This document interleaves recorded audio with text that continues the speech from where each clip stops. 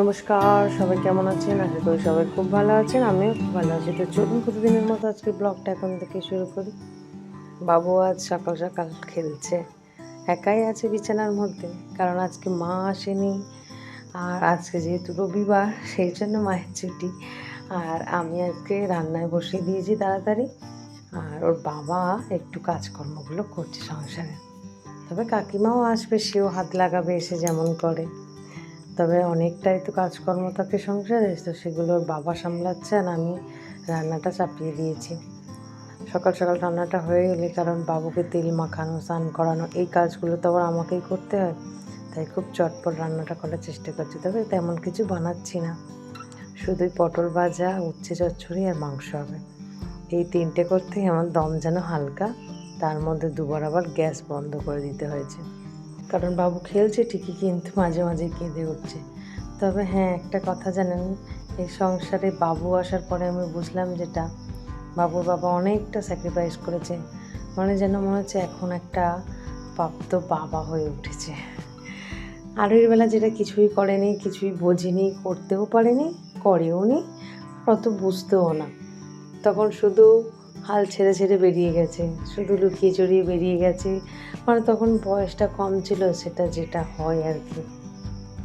কিন্তু এখন যে এতটা চট করে এত দায়িত্ব উনি কাঁধে নিয়ে নেবে, সত্যিই ভাবতে পারিনি।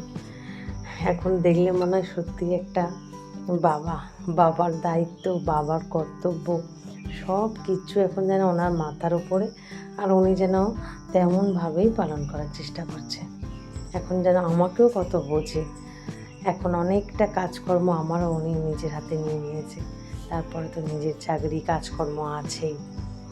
তবে সংসারে যতটা করা যায় ততটাই মানে ভালো, বা আমার ভালো লাগে। আমি তো সবটা করে উঠতে পারি না। আমার এখনও সিজারের কাঁটাতে যথেষ্ট ব্যথা, কোমরে ব্যথা। আমি তাড়াহুড়ো করে উঠতেও পারি না, আর হাঁটতেও পারি না।